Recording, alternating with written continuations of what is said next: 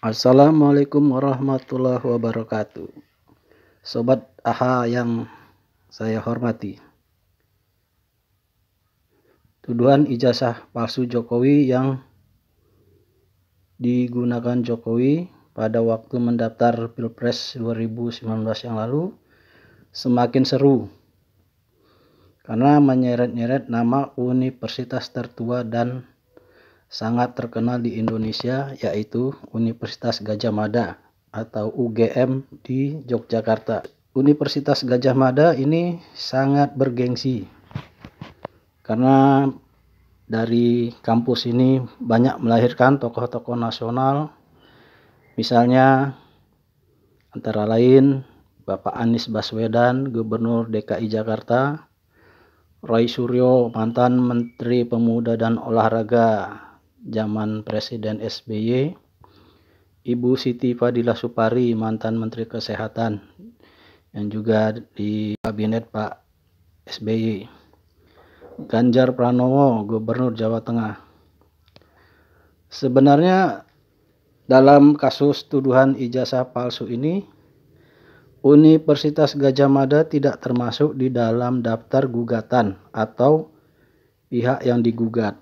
Tetapi karena Jokowi juga mengaku sebagai insinyur lulusan Fakultas Kehutanan Universitas Gadjah Mada, mau nggak mau nama UGM terseret-seret di dalam kasus ini. Masyarakat curiga apa benar ijazah UGM Jokowi itu palsu atau tidak. Apa benar Jokowi pernah kuliah di UGM?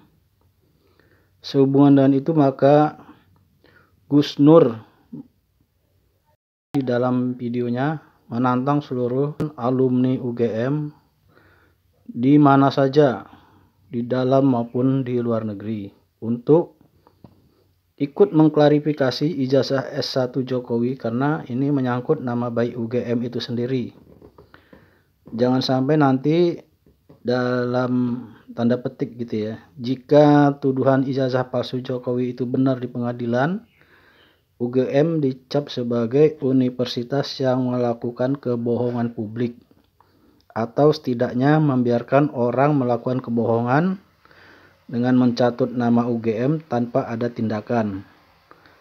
Atau sebaliknya, jika terbukti di persidangan ijazah S1 Jokowi itu asli, maka ini akan membersihkan nama baik UGM dan Jokowi.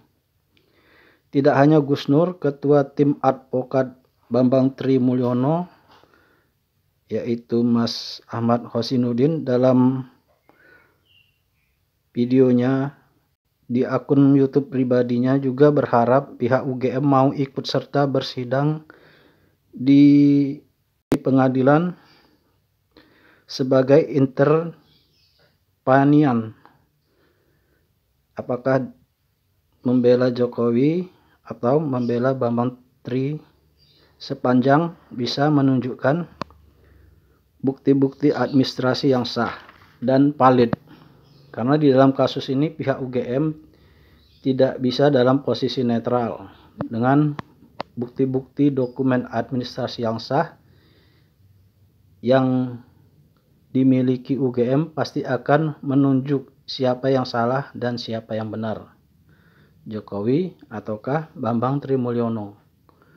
Logika sederhana saja untuk membuktikan apakah seseorang pernah kuliah atau tidak di sebuah universitas bisa dilihat dari nomor induk mahasiswanya. Karena saya juga dulu pernah kuliah ya sobat. Karena NIM ini tidak mungkin ada dua yang sama. Misalnya ada dua mahasiswa tapi nomor induk mahasiswanya sama. Ini tidak mungkin terjadi. Nama boleh sama persis tapi NIM pasti berbeda. Yang kedua, mungkin bisa dibuka arsip dokumen resmi UGM. Apa benar tahun 1980 itu ada mahasiswa yang bernama Joko Widodo diterima di Fakultas Kehutanan UGM? Sebenarnya ini agak mudah karena di jurusan ini mahasiswanya nggak banyak-banyak banget, paling sekitar 50 orang satu jurusan. Yang ketiga, apa benar ijazah yang ditampilkan itu asli? Karena dari sisi penulisan surat aja itu ada kejanggalan. Berikut ini kita saksikan video dari Gus Nur dan video Mas Ahmad Hosinuddin, pengacara dari Bambang Trimulyono, dalam menantang UGM untuk membuka data di persidangan. Yuk kita saksikan. Saya ini hanya mendambakan kebenaran dan keadilan. Saya bukan orangnya Bambang Tri. Saya tidak mihak Bambang Tri. Saya tidak mihak siapapun. Saya mihak kebenaran.